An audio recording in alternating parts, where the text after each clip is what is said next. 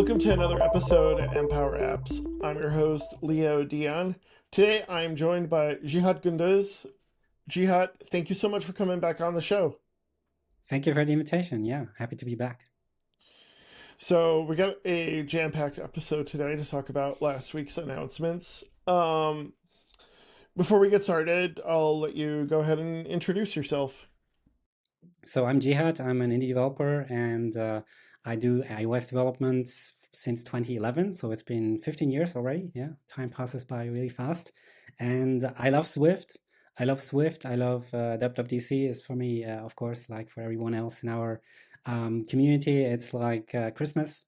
And so we just had Christmas week. And yeah, I'm also the maintainer of the WWDC Notes project, and I've been doing a lot of work there recently. Yes. And we'll put a link to WWDC notes. Definitely check it out and contribute if you can. I know I've been slowly trying to get stuff in there. Um, I want to talk. Let's first talk about your article you posted. Hmm, like 2 weeks? No, 2 months ago? 3 months ago? I tried to post it so they could in theory react on it, but like it's very tough. So yeah. So you had an article out, my top five AI wishes for WWDC 26. How do you think they did? I think they did very well in general in terms of AI. They didn't quite do what my wish list basically was wishing for, because I wish for like the things that are missing if you're using already things like Cloud Code or Codex, and the gaps and missing parts. That what my this year's wish list was for. But my last year's wish list was pretty much the things that were introduced now. So I'm relatively happy about what we got in terms of AI, but it's not really filling the gaps that I was talking about. Okay, before we get to Xcode 27, let's go through our list of different updates that we got this year. So at the top of the list is what's new in Swift. Specifically, we're talking here um, Swift 6.4. Um, I'm excited that we have some quality of life updates. Um, One of those is the new Any Apple OS, because as someone who builds for multiple platforms and multiple OSs, it was really exhausting having to mention every Apple OS, and now we have that. We have a way to distinguish module names or module like type names essentially using a double colon as opposed to a dot for just inner types, which I think is really nice. And then we have the ability, we have a diagnose attribute, which basically gives us the ability to control how to deal with like warnings that we don't want to actually be warnings, I guess. What do you think of those? What are your favorites for Swift 6.4? I love those small details that were really fixing some things that were really a bit annoying sometimes, and sometimes also just made code worse. I mean, if you have warnings, sometimes you just can't remove for some weird reasons, because you have to keep compatibility with something or something like that, or rework would take too much time. You can really add diagnose and just suppress the warnings. And I mean, you're still not using the warnings entirely, because you can still write there like the reason why you're suppressing them, and that like gives you a reminder. And because we are all working with LLMs now, basically gives the LLM a reminder and explains to it exactly why it's currently suppressed, and then you can still like work with it. So what I really like also is that tests can now basically retry if they are failing. You can like set something like a max number of retries. That's a cool addition. I love so that's something I've been running into quite a lot is certain tests on CI will fail, especially if they're like timer based, because they're running in a simulator that's not very fast on the CI. So that's going to be really helpful for me. Yeah, exactly. I really love that. And I also like that there's a new progress manager type that I think ships in Foundation or somewhere. And that makes like structured progress tracking really easy. And I've been building things like that myself in every app, and now it's built into the system. That I really like that. Anything else as far as what's new in Swift this year? If you've been working a lot with structured concurrency, you do have these cancellation stuff, and now there's a cancellation shield. You can say like this part of code, I just don't want to cancel it, even if like there's a cancellation of like the entire big thing. This piece of code should be always like run in entirely.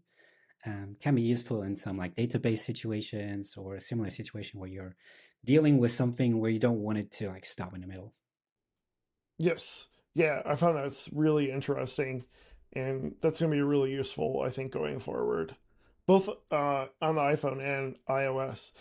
There's like, this is a good year for Swift because I feel like we've had a lot of these big years with concurrency, or if you remember far back enough, generics or the way we handle throwing. This was a nice like cleanup year of just handling stuff that's kind of painful. Well, we're slowly getting a lot more of the non-copyable sort of close to memory type stuff, and the like updating of pointers probably mostly for Swift embedded, I would assume.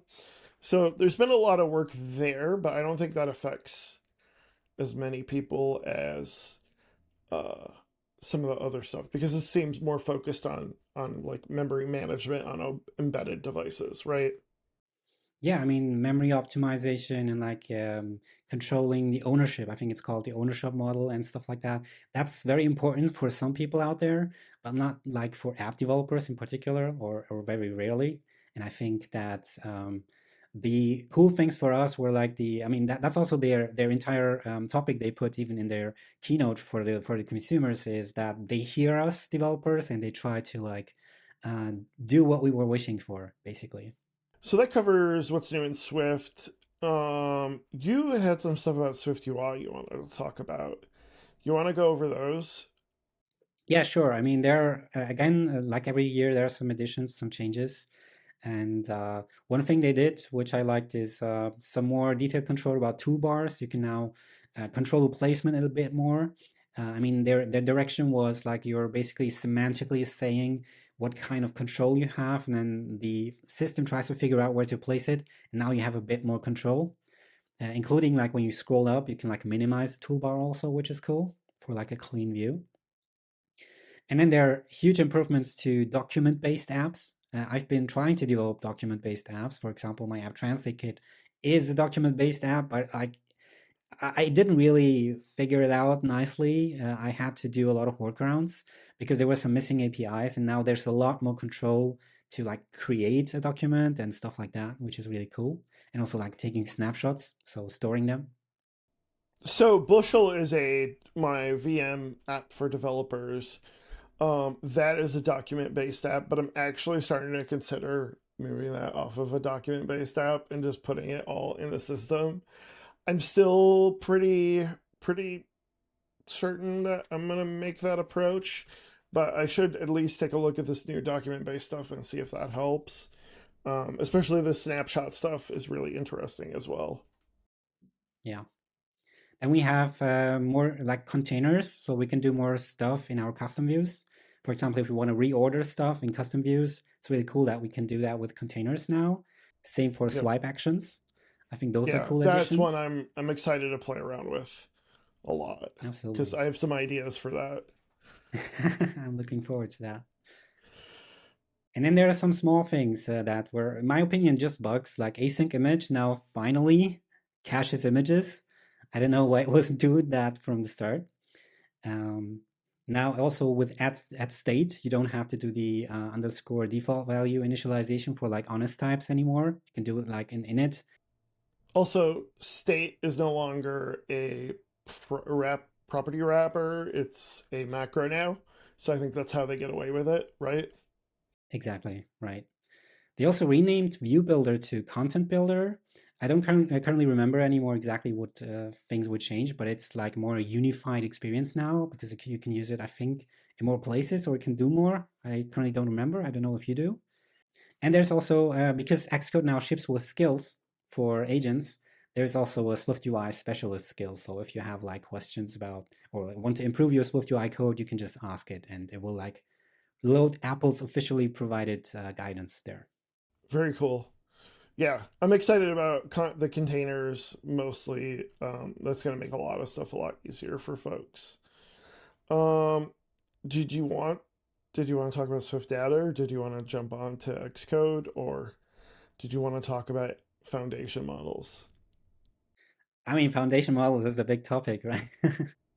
Maybe actually let's do SwiftData, just because we're Real kind of quick. already in the SwiftUI area. Sure. Um, before we get into that, what's your opinion on SwiftData? In general, I like that it's there. I wouldn't say that I would use it for like really complex apps with lots of data and lots of relationships and optionals and non-optionals and stuff like that. I would still opt for like other solutions. But GRDB, for example, I think that's a really good one. It also like has SwiftUI additions and syncing mechanisms and stuff like that. And you can even connect it to the point-free stuff like the composable architecture. So it's all like one thing that works well together. But I think SwiftData is still for like simpler apps that mostly want to just sync data across Apple devices and stuff like that. I use it in basically all my apps because I try to keep my model layer as small as possible. And I try to use Apple iCloud Sync stuff, and it just comes for free with SwiftData. And now we can store codable types, which is new this year. You can store the codable types as properties, and we'll just store it and load it again. Um, and you can now observe, and that was the biggest thing I think, which was sometimes problematic with Swift data, is that when you had some logic or model in your app, it was not Swift UI. It was really like custom logic, and you needed that data because you need to access some data and check like user configurations and stuff like that. That's now much simpler with the result observer API because currently now they have basically officially built in something for that. And I haven't tried it yet, but it sounds definitely something worth checking out. I am strongly considering migrating Bushel to core data. Um, just because I've had so many issues with Swift data, and I'm not sure I want to stay with Swift data. I do want to. I guess like the thing about any of these SQLite wrappers is I don't necessarily want to get that far, but um, I've found Swift data to be really clunky. And like you said, if you have complex data and complex relationships, it becomes difficult to deal with. Yeah, it really depends, I think. If you have like one or two models and not too many fields, I think it's fine.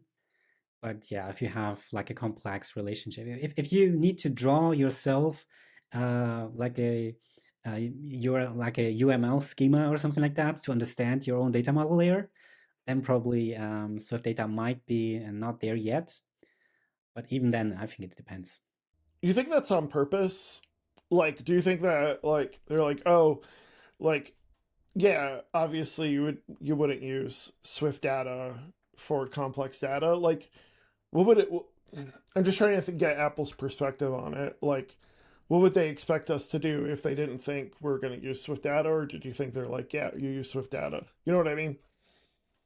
I think many people are actually using Swift data. I mean, like I said, I'm using Swift data. I think the real question is Apple using Swift data? Like which apps are using actually Swift data? And if there are none, or if there are none like that are real apps that are storing actual data, like I don't know, the new what is that app called where you can like draw, which is syncing? Free Um, form. Freeform, exactly. Yeah, that is a relatively new app. I'm asking myself, are they using Swift data there? If they are, then I would be surprised, to be honest, because that's like a complex data architecture you need there. What do you think they use? I don't know, core data probably Okay. and syncing. Yeah, see, But that's what I like, was going to say. Is like, would you use core data in those cases because the data is complex enough, as opposed to say, like, I don't know, SQLite directly. Like, I would assume they don't use SQLite directly. I would assume they use core data. probably, yeah. I mean, core Is- data is their layer around SQLite. So right, right. Yeah. All yeah, right. but So yeah. that's Swift data. One interesting detail about Swift data is there is a new history observer API. So you can actually now sync basically your entire history, like because with data, technically, you can store the history of your model changes, and now you can sync that as well to like a backend or something like that. Is that what the purpose is for the backend? I've never understood the reasoning behind the whole history stuff. Is that what it is, basically? I mean, it's for reverting and stuff, and also like for logging and debugging purposes. If you have, for example, a system that deals with money and shipments, you do want to know how the database changed maybe over time. I don't know. That's what I assume. Yeah, yeah. All right. So that's Swift data. Let's do this. Let's get into AI. Um, so AI, apparently artificial intelligence has been a thing. I don't know if you've noticed. And Apple is finally here. Um, Before we begin, have you played around with foundation models at all, or app intents, or any of that stuff? And not too much with app intents, but I have played around with foundation models when they first came out to just see what they can do. And then I found out they have a limit of 4,000 tokens. And then all the ideas I had back then were basically destroyed by that. Yeah, yeah, I can imagine. So what do you think of the advancements this year? So I mean, we've got big stuff like private cloud compute now, and obviously we have bigger models. Um, so it seems like a lot. Am I incorrect in saying that, or are we still missing something? No, absolutely. I think it's quite like unexpected from my perspective, all the things they have done, because what I did not expect is them to basically introduce a framework or like increase the framework into being a complete harness system. Because you can now build something like Claude Code or Codex just yourself, just inside your app, and all the building blocks for that are now there. You can even use third-party models. You can use your own models.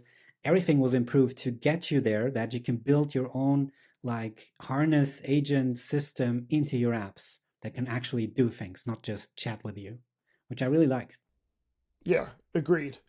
Um, so you wanna talk about, so you got system language model, which I assume is like the protocol you would implement for if you want to do like Claude or Codex. Is That's that correct? that's language model. There's a new protocol called language model that Language basically model. Okay, gives, yeah, right.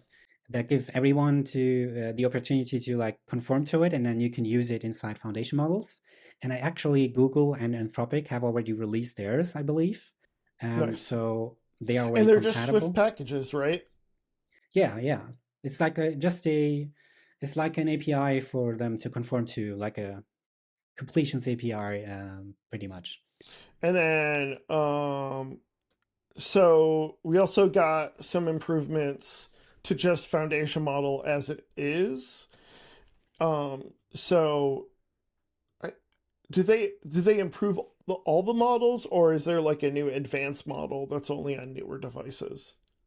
Both, like they have improved the last year's model. They have like continued training it and improving it.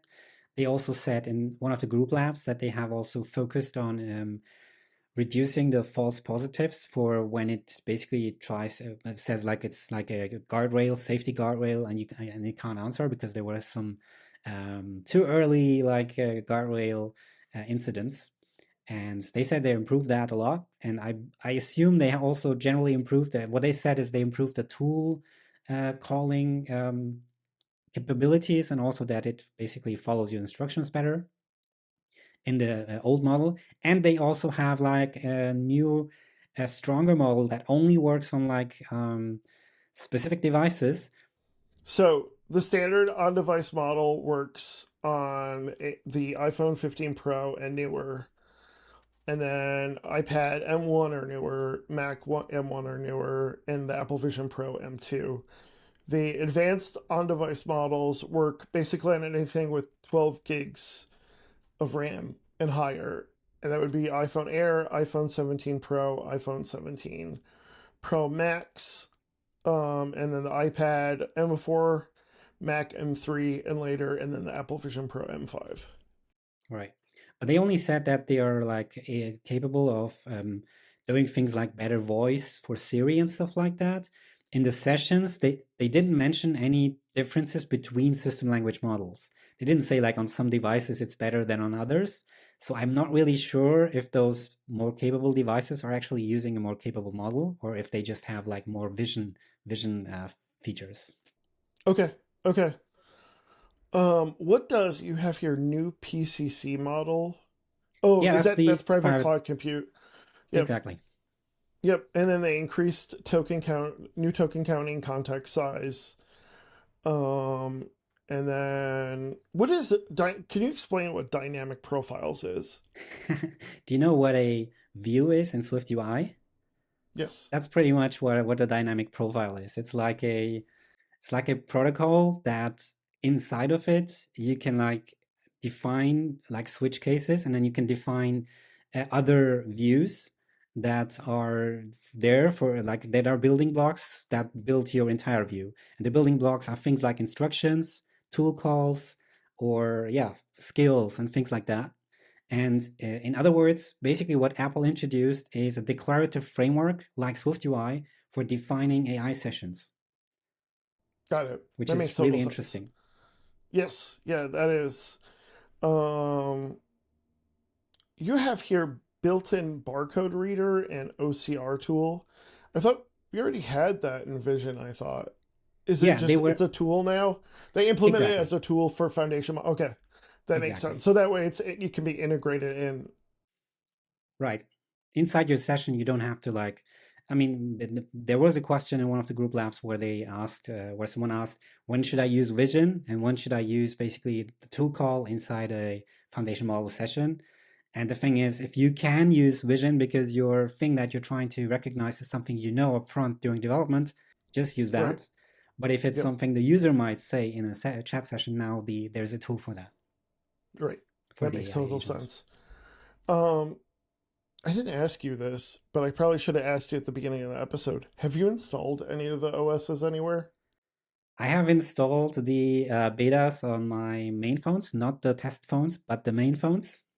And on one test, on my secondary Mac, I installed the Vision. I can't install the Mac OS latest version because that will be too risky. But on my phone, I don't really care. So yeah, I installed it. How is it?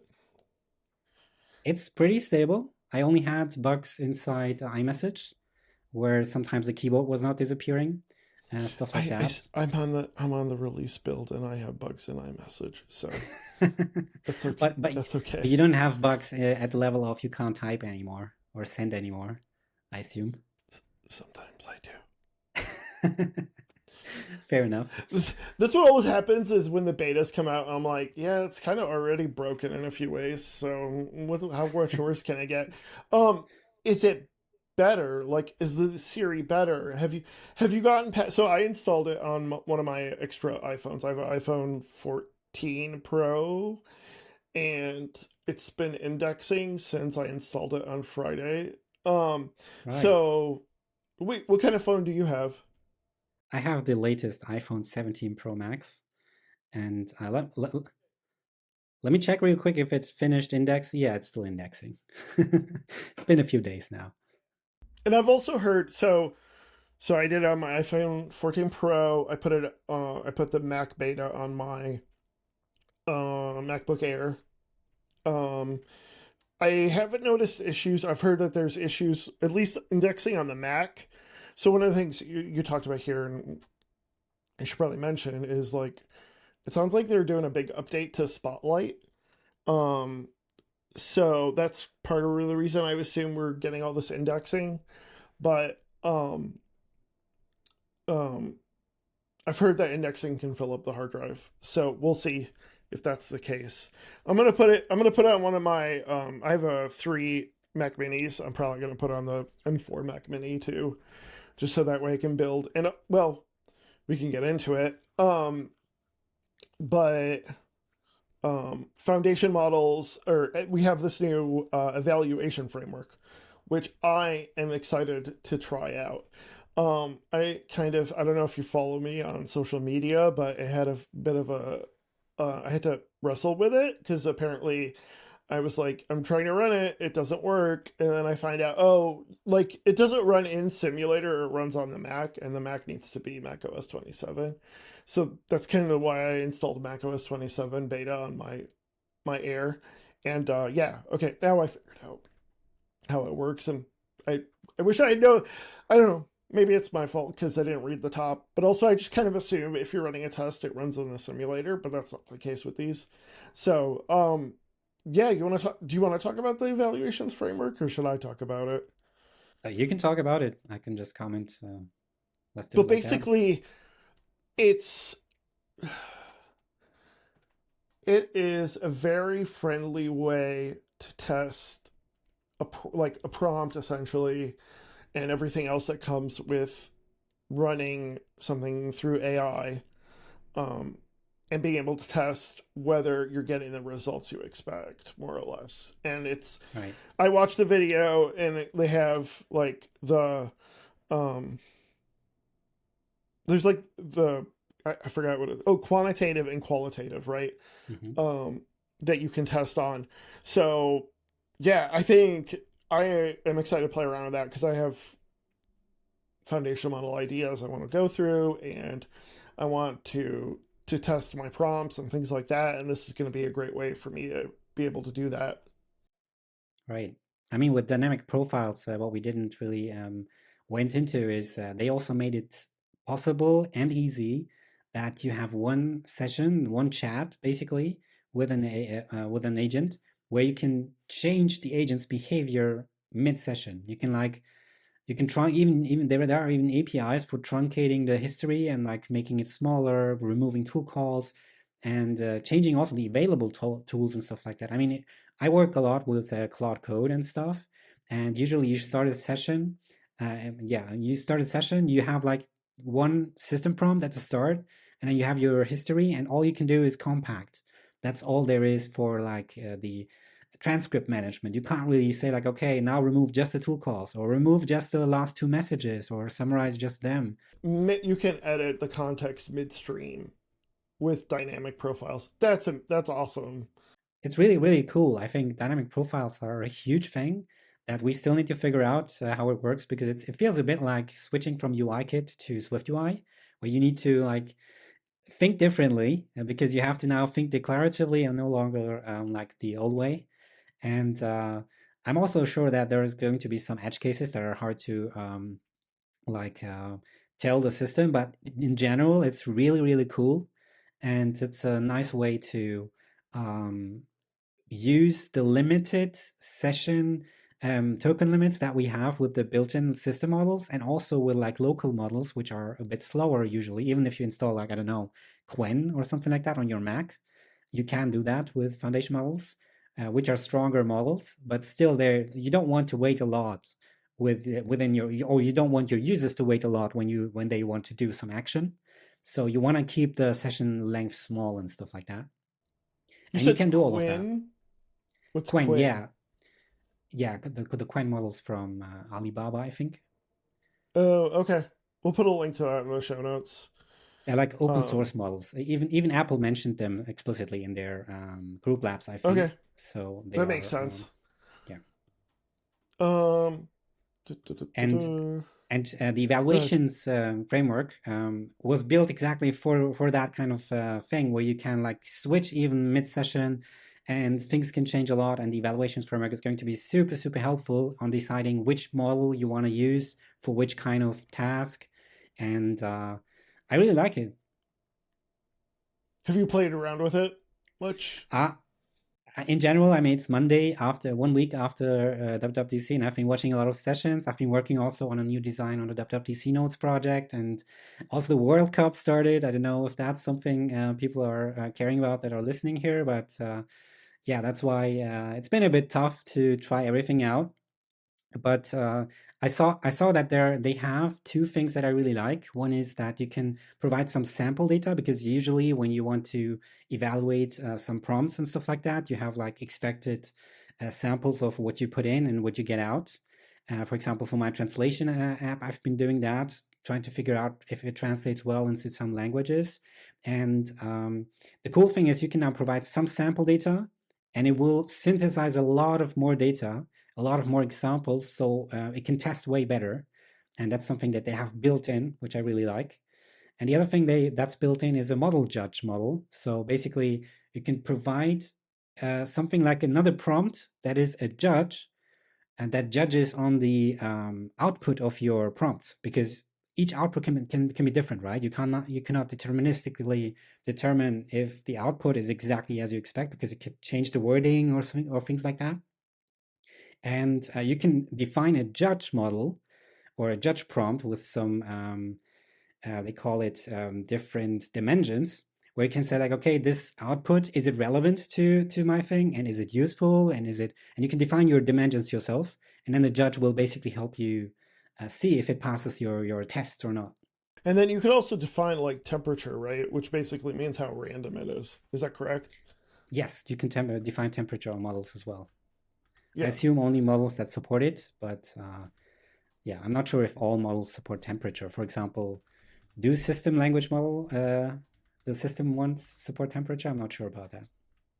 I don't see it. That doesn't mean that it isn't available, but as far as the I mean, the modifier is available in dynamic profiles, so right, it's like that's it's like a true. SwiftUI. It's like a SwiftUI view modifier. You just define dot temperature, and similarly, you have the dot history transform, which basically transforms your history, and then you can do whatever you want with the history that comes in there. Yeah, that's true. That's true.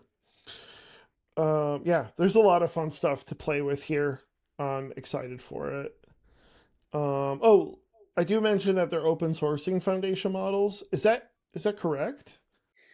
They said something like that. I didn't quite get what they mean, because when I look up what is already open source, I mean, we're early in the beta phase, but like not everything I think is already open source. What they specifically said is that foundation model utilities will be completely open source.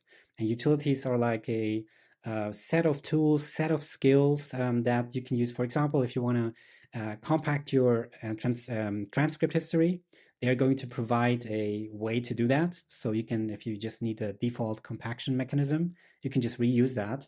And the cool thing of that is they can like iterate fast, because the AI space is moving real fast, and so that's their solution to that is open sourcing as much as possible. I don't know if the entire phone foundation models is going to be open source, but I think I even heard something like that. So yeah, we'll see. You had here there was that Angelic app experiences talk that they did. What kind of apps are you thinking about when it comes to Angelic? I assume by Angelic app experience we're talking you can like chat with the bot to do something. Is that correct? Or is there more to an Angelic app experience? I think long term, there's a long term history story for that, and a short term. The short term one is probably not all apps are going to have that, simply because of the context limitations of these on device models. But I think the long term story here, and that's my feeling I get watching all those sessions and seeing the APIs they did introduce, and comparing that with the APIs they did not introduce, is I have a feeling their strategy is they want apps to all become more agentic. And I mean, agentic, the difference between, I mean, the main difference between agentic chats and AI and just chatbots like ChatGPT is the agents can actually do something for you. It's like, are they just giving you answers, or are they doing something for you? And I feel like their dream is that in the future, all apps can basically have some agents built in that are optimized and specialized to your app's needs. For example, if you want to order pizza or something like that, that app is going to have a specialized agent that can somehow like figure out your taste and figure out and maybe store that in your app and know which well, maybe even you have some guests, and they can maybe connect to, you can like type in, okay, today my nephew is there or something like that, and then it can like remember that and then can just suggest to order this or that based on I don't know, things like that. So every app basically gets some kind of AI capabilities, and the UI interface is probably not going to be directly a chat. It's going to be more Okay, like a that's what I design had driven. figured. Yeah, where it was like it uses an agent underneath the hood to do a prompt, but the user doesn't realize essentially that there's a prompt there. um, Or doesn't underneath it have to all. realize. Yeah. I mean, Right, right, exactly. you decide Yeah, as a that developer if you want to communicate that or not. have you. Is there some? Okay, obviously your translate kit, which people should check out. That's um, not necessarily like an energetic app experience, but what other apps do you have that you might consider having adding that feature? To be honest, I'm trying to focus more on consumer apps from here on because the developer apps I've been doing, like Translate Kit, they have been Sherlocked pretty much by Apple each time. This is the second time now because what they also shipped is localization in Xcode, and I checked it out in detail. It's pretty good. It's really not that bad. So if you are starting fresh, you can use Translate Kit, which uses AI as well, and which is spell tested and stuff like that, and supports more languages right now. But the long term story, I think, is that you can actually totally use what they have built in, and it's really good. It's really if you use a good model, it's really good. So I recommend just checking that out if you want to localize your apps in Xcode. And I then was if gonna. you need more, you can still look for alternatives. So I was gonna ask if you were Sherlocked when it comes to translate kit, Not and 100%, but like for the use case, I think, yeah, pretty much. I was gonna ask because yeah, we have a lot of advancements when it comes to localization in the app. Um, and yeah, we can start getting into text kit or excuse me, text kit, Xcode. We can start getting into Xcode if you want to. Um, I started using Xcode 27. I have not noticed a lot. I still open Claude Code to do most of my work. I think the biggest thing I've noticed is Device Hub, which we can get into in a bit. But like, I haven't noticed a. I have not noticed, and I have not taken advantage of a lot of the energetic stuff in Xcode just because um, I'm so used to using Claude Code and it does what I want it to do. And like to me, Xcode is just building it running more or less, and a few little text edits here and there. Um, what, yeah, what's been your experience? I can't really say experience in Xcode 27 because I just opened it and then entered a few things, mostly translation stuff, to see if the localization works. But the really interesting thing is I have a feeling that Xcode is now an alternative to Claude Code, pretty much, because it can now do sub agents. It can now run even command line terminal commands. So if I had like I don't know rules how to like check my PRs with GH tool on the command line and stuff like that, it can now do that. You have to still allow it and stuff like that. So they still go the more safe route, like any agent, like Cloud Code also was doing the safe route at the start. Right. Um, but they have all the things built in now. So if you want to use Xcode, you totally can, I think. I had issues with it, and I was going through GPT to do it, and I it was giving me errors, and I gave Oh, up. okay. And I I tried to used hook it up Claude. to Claude. I had tried to hook it up to my Claude Code account, and that didn't work. So All right. I was just like, well, at least I tried. And then um, uh, this was last week, so I don't know at the time we release this episode what the status will be, but I did end up using Fable to the model that was shut down over the weekend. Yeah. I did end up using Fable 5 from Claude Code to build a quick app using the new container stuff, and Hmm. it did a really good job. So it was able to, Fable was able to read the new documentation and understand the new API, even though like all that stuff is brand new, and build a draggable list or reorder, I should say reorderable list with swipe actions, etc. So I don't know, Apple. Like, for someone like me, it's hard to want to use Xcode.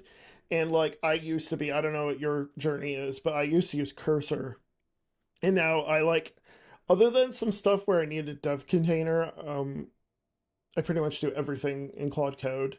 And even when I use a dev container and I need to do stuff, I just use Visual Studio Code and the Claude Code extension there.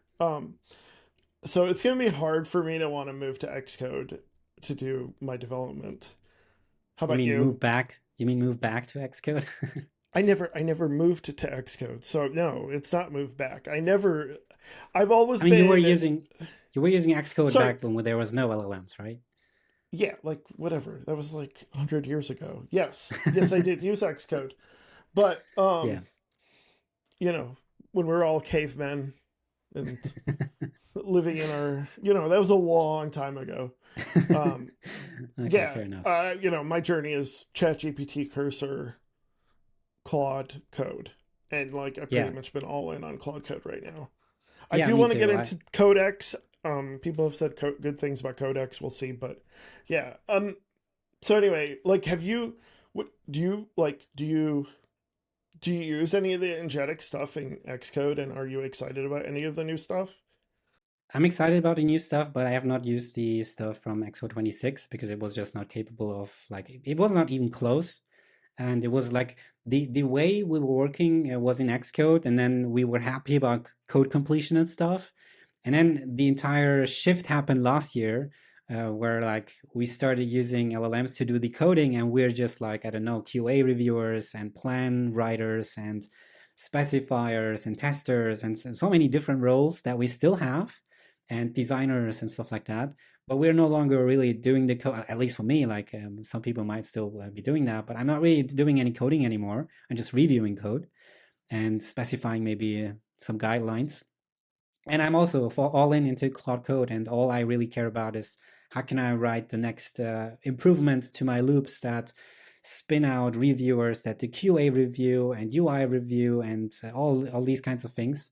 Um, and this was not possible in Xcode before, but now it seems like it is. So I think it's worth giving it a try if you like the in 27. Yeah, but okay, but you cannot log in, and it's like beta 1 bug. So maybe you should give it a try in beta 6 or something like that. I do. I wouldn't say I'm excited, but I'm interested in Device Hub. Really interesting new interface. I do think I'm happy that we're like away from the simulator stuff because I do think it was a bit outdated. Um, it's not perfect, but I'm all on board with that. And also gives me UI ideas for Bushel, so that's good too. Um, but and there is some AI stuff hooked up to simulator to do stuff. Which, by the way, I last week I was doing some Apple Watch, iPhone stuff, and I was able to like have Claude write me a way to like make sure my watch connectivity messages are sending and stuff. And it did all that on simulator. So like I don't know, like again, Apple, like it's a little bit late, but I think I do wonder too if we're looking at maybe Apple dipping its toes into finally updating UI tests to be less objective C ish. Well, improving UI tests has been one of my 5 AI wishes in my article that we talked about earlier. And the way I imagine actually in future AI tests, the UI tests to work is pretty much being something more of a human description of what I expect. Like for example, if I want to test a specific workflow, I don't want to specify, okay, open this and then press the button with the label next. I want to say something like, go through the onboarding and start the first app experience or something like that. What And prevents you maybe from doing that now? I can do that, And what but I not mean in a by way. that, what I guess I would mean is it's kind of possible in a very indirect way to do that, I guess.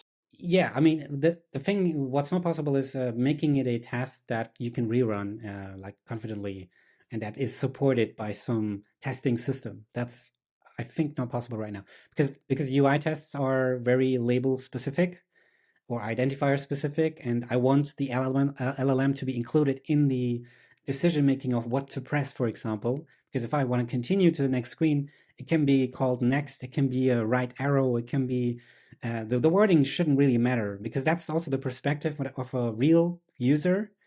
A real user you just wants to continue to the next screen, and any way that makes this possible should be like easy for the test to figure out. And I don't want to have to adjust my test all the time. I want my test to be written once, and then if I really want to adjust it, if it's is only when I actually change my workflow. If I, for example, add a new screen in between, okay, that's when I want to change my tests. But if I just change the label, the wording, or the language, or something like that, I don't want the test to fail. And that's been like, yeah. And that's not possible in a way that I can rerun this. What is, I don't know how much you're into web development. What does the world do about that right now? Because I'm sure they have decent UI tests that can do all sorts of crazy stuff with HTML and JavaScript, and they're going to be ahead on the AI side. So I'm curious what they do now for that kind of stuff. I mean, you can, even on iOS, you can write your own like text file that just describes your tests, and then you can tell Claude each time run this test file as like a behavior Right, but driven thing. That I mean, I bet the web world is ahead of us on that. Like, I bet yeah, they have some sort of energetic way you can say, "Hey, click on this button on this web page, do probably, this." I mean, probably, yeah. have you played around with like what is it, the Chrome plugins with Claude? Uh, I've been using a lot of different things. I think the Chrome plugin is mostly for giving Claude access to browser and being able to navigate and take screenshots and stuff, right? yeah, I think yeah, I yeah. tried that, but I use a tool called Browser Use, which I find Okay, works more reliably for my cases. I'll try that. Um, inside baseball, I use Riverside, right, for this recording, and when I want to download clips, it's a pain in the butt because you have to like export, you have to click on each thing and export, and click on and export and click on, because I do social media clips, and so I ended up having Claude do Right. it with the Chrome extension. But use a browser use. Yeah, I'm using Browser Use. I'm not sure if it can record videos, but like it can do a lot of stuff. I mean, I've been using Playwright before that, but Playwright was taking much more tokens, and Browser Use seems to be more efficient with that. I do want to get. We're gonna in my next episode. I'll be talking with Joe Fabisevich about AI. He's done a lot of stuff with AI. And I'm kind of just curious, where do you think we're headed with this stuff? Because you're talking about tokens. Like, which AI apocalypse are we going to go towards? The one where, Terminator, or just my bill for Claude Code goes up fivefold because they went public? Like, which apocalypse do you think we're heading towards? I hope none of both, because I can't imagine something like Terminator, because we are trying to, or the people who are really building these big AI tools, they are trying to build things they either can make a lot of money with, or like actually solve problems that we have. I don't see any incentive for anyone to build something that is going to be dangerous. I hope it's not going to Well, be. I mean, not purposeful, but obviously, if it's misaligned, I think that's more of the Yeah, scenario, that's right? Where it's that's. like, I mean, hey, build the paperclip story, right? Where it's like, or build more data centers, and sorry, we're starving a certain portion of, we're build a data center on top of a population, and we don't care if people die, kind of thing. You know what I mean? yes, everything is possible, but I mean, even the very fact that we cannot use Cloud Fable anymore, just a few days later, it's not like there are politics in there, but it has also to do with like alignment and like safety rules and things like that.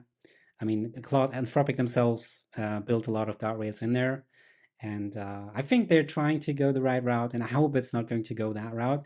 But I see a lot of opportunity, and I also feel like that's one of the news that came from WWDC this year, is that local models matter. It's not all going to be cloud. It's not all going to be like, you don't always need that. You can do a lot of stuff with local models, and with now systems supporting installing your third-party ones, and there are a lot of third-party ones that are pretty good actually. And Quen, which I mentioned already, Quen 3.6, for example, it's really not that bad. And some people are actually saying they replaced their Claude Code workflows with that. I don't think I could do that because I'm using Opus a lot and I'm using Max 20 to its max. I'm like really maxing it out. And but I think like people who are used to Sonnet uh, can find some local solutions. Yeah, yeah. I want to. I'm not convinced about local models, which isn't to say I'm not open to it, but kind of give the case of why you think there's going to be a big future for local models. Because they're going, I mean, the web models have been improving without becoming way bigger, by just better alignment, better training, and stuff like that. I just believe in that 5 years from now, local models will be at the level of the web models that are right now. They might not have as much world knowledge, but they will be very able in following instructions and stuff like that. These things, I think you can align them very well, because that's not directly related to how much training data or how many parameters there are. It's more related to like alignment and training. And I mean, Fable, I'm pretty sure Fable is Cloud Fable. The few days that I could use it felt like it's built in. It has like built-in behavior that does more checking, more reviews, more tests, more checks before it actually answers "I'm done." And that is what I had to tell like the previous models, the previous generation with the Opus and stuff. I had to tell it to do that.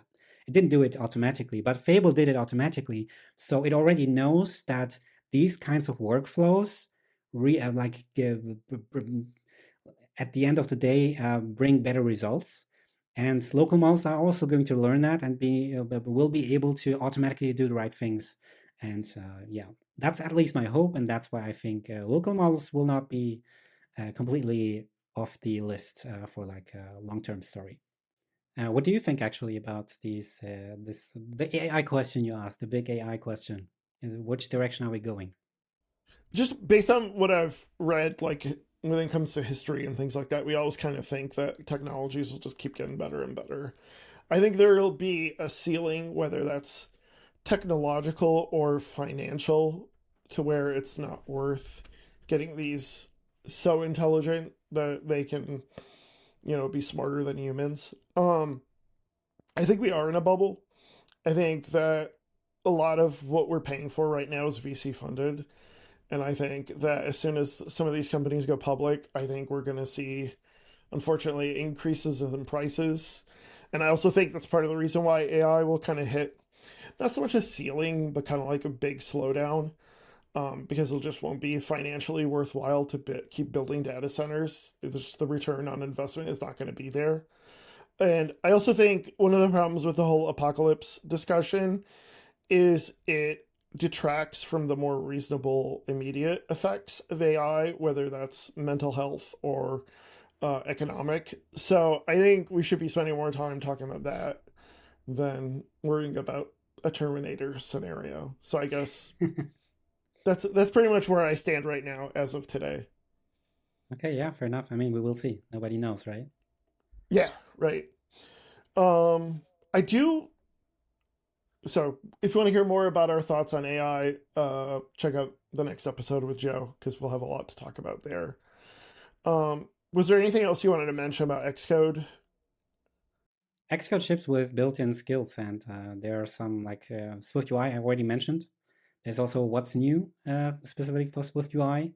And there are skills for modernization, one for UI kit, so you can modernize your UI kit apps, and one for tests, so you can basically move from XC test to Swift testing really easily. And there's also one for device interaction. So even if you're not using, I mean, that's what Xcode is using, and that's where Device Hub also comes in, because simulators still don't have a way to directly interact with them, from Apple at least, but Device Hub seems to have. And there is a skill that you can, of course, also use in Cloud Code or anywhere else that will tell it basically how to interact with different devices, take screenshots, and inspect the UI hierarchy and stuff like that. Are these available to us to use within Cloud Code, or we have to use them in Xcode? You can totally use them. They even built a tool. It's called XCRun Agent Skills or something like that, where you can Okay. export them. So it's like intended to be used All somewhere right. else too. That's awesome. I have to check that out after this recording. That's fantastic. Um, what else? There's one thing I want to talk about, but I want to let you have anything else you want to talk about before we talk about the other thing. You had a few things under others as far as like design and things. Did you want to briefly mention any of those? Well, we talked about Claude Code and stuff like that. What I find is what those tools are really not very good at yet is anything that is not code, like UI and UX, like how the navigation should go and stuff like that. And also naming things, sometimes it doesn't get right. And what I found is that actually the WWDC talks, there were several design talks this year. One about brand identity with SwiftUI, one about naming things, one about general design principles, and one even specifically for designers about how to do UI prototyping with SwiftUI previews.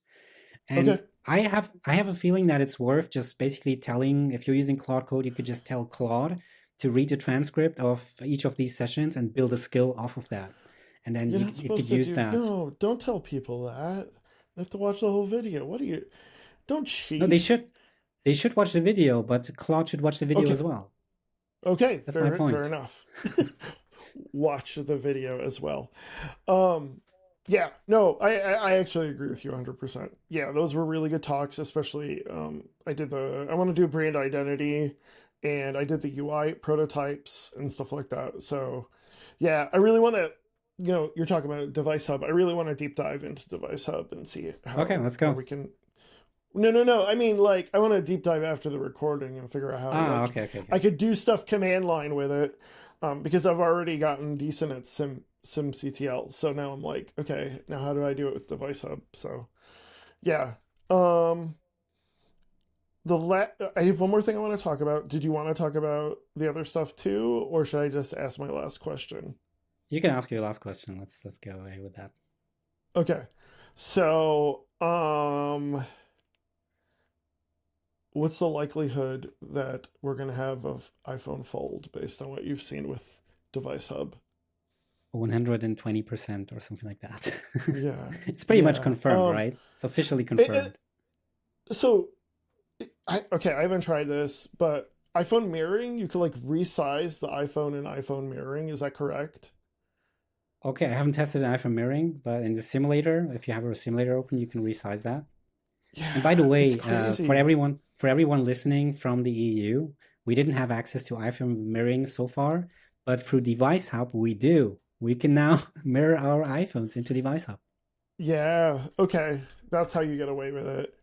And then, but yeah, like they have something going on now where you can they're basically saying, hey, you can resize stuff to any size. Almost have like windowing in the iPhone similar to the iPad. Is that Yeah, what I'm hearing? Okay. and in the sessions, they explicitly showed the exact size, or pretty much the size of a potential rumored iPhone Fold, which is like just a Yeah. wider iPhone. And people have figured out that there are now already built-in APIs that talk about multiple windows, multiple screens on iPhone. So there will be an Okay. iPhone that supports multiple screens. And which one can that be? Yeah. Yeah. Right. Are you gonna get one? I think I will get one for my wife because I need it for testing, and my wife needs a new phone, so that's how I get away with it. And that way I can test a bit and play around a bit with it to understand like the new stuff that is going to be, because there will be new paradigms there and it's going to feel different. Some apps you have to just test it and get a feeling for it to know how to write good UI and UX, exactly the thing that AI cannot do for us.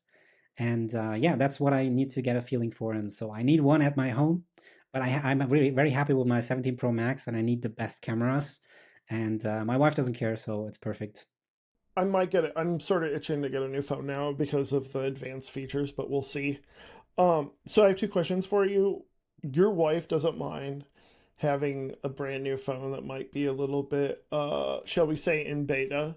Like, I don't know, my wife would be like, I don't want anything that's too fancy, and like, I don't know how this works. You know what I mean? Like, does she not mind? Yeah, not really. I think she's more concerned about bugs, real bugs. For example, what I Okay. see as a bug is if the battery life isn't that great, that will be a problem, which is why I Yeah, didn't buy her an iPhone Air. But it turns out right. it's not that bad actually, but I thought it would be bad. But I don't really see the battery problem with a Fold because it has both sides for the battery, and Yeah. so it's just going to be like That's going to be a some apps. benefit, not a bug, I Yeah, think, for with a lot of people. and she really likes that it's like overall it's going to be smaller, and she loves those flip phones from the past when we were like kids, and she's looking forward to it actually. So I think it's going to be cool. And maybe some Uh, apps will not be optimized for it. That's something she has yeah. to deal with.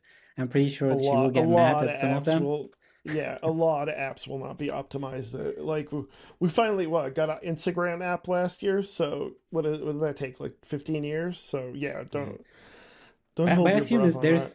I assume there's going to be something like a compatibility mode where you will have just one app on the left side and one on the right side, and Yeah. that way you just have a shorter phone basically. And that's why I So think it will work. I'm trying to think about this more. Is this going to be like a um is this going to be like a it's going to fold like a book, right? Not like a flip phone. Yeah, Are we exactly. talking like are apps going to have the Apple thing? I think they're going to do is they're going to say there's a crease, deal with it. You have to design your UI around the crease, I would assume. And I so don't think so. you you don't think so? I would, because No. if your app has multiple windows with multiple screens, it sounds very much like No, a no, it's not DS, multiple a windows for multiple Nintendo screens. DS I think that type situation.